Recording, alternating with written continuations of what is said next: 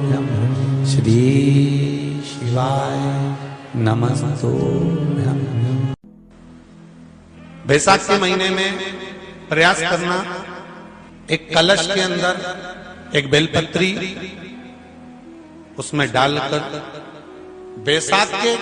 कोई भी दिन महीने के अंदर शंकर भगवान को वो चढ़ा देना।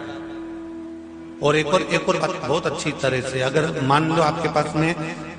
बेल का जो फल होता है ना, बेल का जो फल है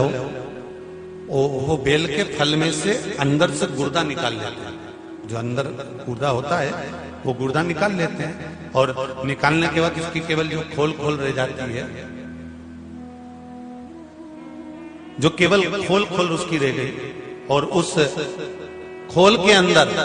उस छिलके के अंदर जल भर लीजिए और उस छिलके के अंदर जल भरकर उस जल को ताम्र पात्र में डाल लीजिए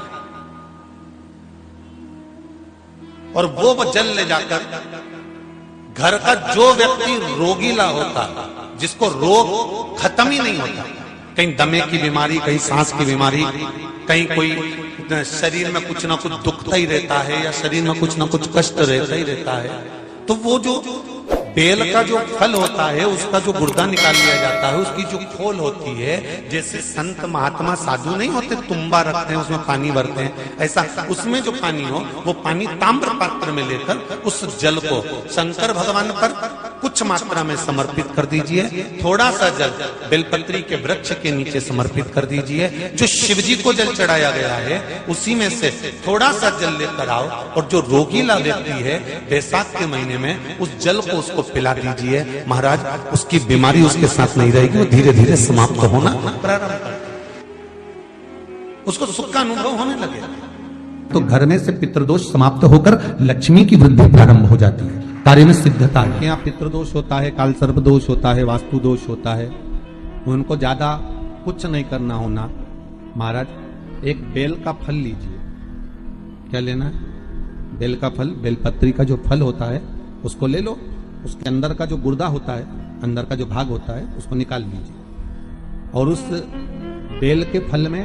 आटा सेक कर उसमें शक्कर मिलाकर उसको उसके अंदर भर लीजिए। अमावस्या के दिन सुबह 10 बजे से पहले उस बेल फल में जिसमें तुमने पंजेरी भरी है, आटा सेक कर भरा है शक्कर के साथ में, उसको अपने घर में घुमाने के बाद में जिसको कालसर्प दोष बताया है, पितृदोष बताया है या वास्तु दोष का स्मरण बताया है, घर में सब दूर घुमाकर अपने परिवार का हाथ का स्पर्श कराकर पीपल के पेड़ के नीचे तक गड्ढा खोदकर उस बेलपत्र के उस फल को दाब दीजिए। महाराज केवल एक अमावस्या करना रहता है, पितरों के दोष से मुक्ति मिलती है और हमारे घर के कार्य सफल होना प्रारंभ हो जाते हैं। कार्य की सफलता होती है, कार्य में सफलता प्राप्त होने लगती है। हम तो कई बार कहते हैं महाराज जी, अगर ऐसा लगे किसी औषधि को आप ले रहे हैं, मालूम पड़े कि औषधि आपको लग नहीं रही है, शिव महापुराण की कथा करिए, मान लो औषधि आपको नहीं लग रही, आपने औषधि बहुत दिनों से ले रहे हो, कोई दवाई, मान लो आप किसी भी दवाई को ग्रहण कर रहे हैं और वो औषधि लगी नहीं रही है, वो शरीर को लगी नहीं पा रही और आप ठीक ही नहीं हो पा रहे, 15 दिन हो गए, 8 दिन हो गए, बताओ, उतना की उतना ही कैटरीना है, उतना ही उतना अपना भरा हुआ, वही की वही लीवर, वही की वही किडनी, वही की वही स्मरण, सभी कुछ वही है, उतना की उतना ही। बीपी भी ऊंचा नीचा चल रहा है पर लेवल में नहीं आ रहा, शुगर भी लेवल में नहीं आ रही, तो प्रयास करा करो महाराज, बेलपत्री के फल का जो गुर्दा है, अंदर का जो भाग है फल का, उसको पानी में गला लीजिए और प्रदोष कम से कम प्रदोष नहीं हो और बीमारी जरा दवाई लगी नहीं रही हो तो बिना प्रदोष के भी कर सकते हो, उसको पानी में गलाइए। आधा घंटा पानी में, जैसे आपको सुबह मंदिर जाना है 10 बजे, तो सुबह स्नान कर कम से कम 6:30-7 बजे उसको पानी में गला दीजिए और उस बेले के फल का गुर्दा से गला हुआ पानी शिव जी को ले जाकर समर्पित कर दीजिए। महाराज उस पानी में से थोड़ा सा 1 चम्मच पानी शिव जी पे चढ़ा हुआ लेकर आ जाइए। उस पानी को जो बीमार व्यक्ति है उसको औषधि देने से पहले मात्र आधी चम्मच से भी आधा चम्मच उसको दे दीजिए। भगवान शंकर का श्री शिवाय नमस्तुभ्यम का जाप कर उस पानी को देने के बाद अगर आप औषधि देंगे तो ये पक्का है कि औषधि अपना कार्य करना प्रारंभ कर देगी और वो स्वस्थ होना प्रारंभ हो जाएगी, वो स्वस्थ हो। बैसाख के महीने में एक पकवान बनता है शंकर जी का, शिव जी के हाथ में त्रिशूल है, शिव जी के 3 नेत्र हैं बेलपत्री में भी 3, बोलते जाओ, पत्ती है। बैसाख के महीने में जो शंकर भगवान को प्रसाद का भोग लगता है उसमें भी 3 ही चीज मिलती है। सत्तू कोई दूसरे महीने में बनता है? जम के तो बोलो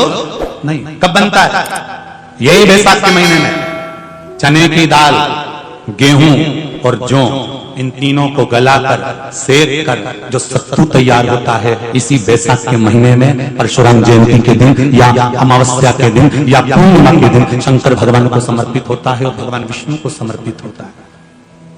दुनिया के लोग कहते क्या होता है सत्तू से? परशु महापुराण की कथा कहती है, स्कंद पुराण की कथा कहती है, जिस समय पर बैसाख के महीने की सुंदर अमावस्या का दिन था, उस दिन माता पार्वती शंकर भगवान के लिए जब पकवान बनाने के लिए बैठी, कुछ नहीं मिला, तब माता पार्वती ने 3 अनाज को लिया, एक चना, दूसरा गेहूं और तीसरा